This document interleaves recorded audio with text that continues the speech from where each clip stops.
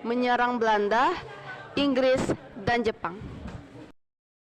Meskipun tak terusir dari kawasan Melayu, Portugis tidak bisa duduk dengan tenang. Dominasi ini akhirnya berpindah tangan ke Belanda. Tercatat berbagai serangan terhadap Belanda dilakukan selama 3 abad dari satu tempat ke tempat lainnya. Taufik Ikram Jamil 2018 menulis pada tahun 1759, Raja Mahmud di Siak yang didampingi panglimanya Said Umar menyerang gunung di muara Sungai Siak. Mereka berhasil mengusir bangsa asing. Tidak lama kemudian, penguasa Siak Sultan Alamuddin Shah bersama panglimanya Muhammad Ali mengusir Belanda sampai ke Malaka. Sejak saat itu, Siak merasa harus memindahkan ibu kota dari Mempura ke Senapelan yang kemudian dikenal sebagai Kota Pekanbaru. Pada waktu bersamaan, orang Melayu Riau di Selat Melaka sibuk mengusir Belanda di bawah pimpinan Raja Haji. Puncaknya terjadi tahun 1782. Meletuslah Perang Riau. Menurut sejarawan, kemenangan ini adalah kemenangan bangsa Asia Tenggara, tapi akhirnya Raja Haji tewas dalam pertempuran dengan Belanda di Malaka. Tahun 1784. Dari tahun 1820 sampai 1839, Belanda harus pusing menghadapi serangan Tuanku Sambusai atau yang bernama asli Muhammad Saleh. Ia dijuluki dengan sebutan Padre Tigirvan Rokan atau Harimau Padri dari Rokan. Berbagai cara licik diperankan Belanda untuk menangkap Muhammad Saleh tidak berhasil.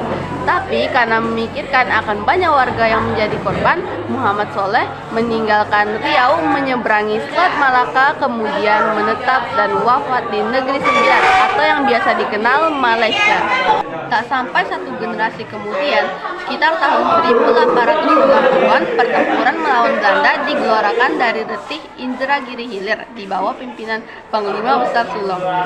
Penjajah mengirimkan sekitar 300 pasukan menggunakan satu kapal yang paling modern waktu itu, 2 penjajah, dan 20 perahu yang dipersenjatai. Perlawanan yang mengerikan dipelihara oleh Datuk Tambuna dari Bangkinang sebagai pemimpin perlawanan rakyat Limokoto. Meskipun dibayang-bayangi kedatangan 1,000 orang pasukan Belanda, Datuk Tambuna tidak mau nyerah. Ia mempersilahkan musuh masuk ke dalam rumahnya dengan senjata. Ia melanjutkan azan dengan kalimat terakhir La ilaha illallah.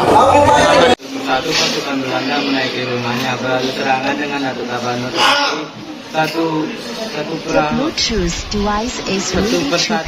pasukan Tabano itu tewas. Rumah Datuk Tabano telah digenangi oleh darah, tetapi orang ke-19 Datuk Tabano baru dapat dilumpuhkan. Tetapi sebelum mengembuskan napas terakhir, dia masih sempat menyebatkan pedang kepada orang yang membunuhnya. Belanda memang mengerahkan jadi mereka lakukan untuk membalik kepala mereka untuk masyarakat Limokoto yang dipimpin Datuk Tabono dengan 3 datuk lainnya. Untuk menyerang Limokoto, Belanda yang datang dari pangkalan harus melintas Sungai Mahat yang mengalir ke Pulau Gadang. Masyarakat membangun benteng di sebuah bukit yang bernama Tinggi.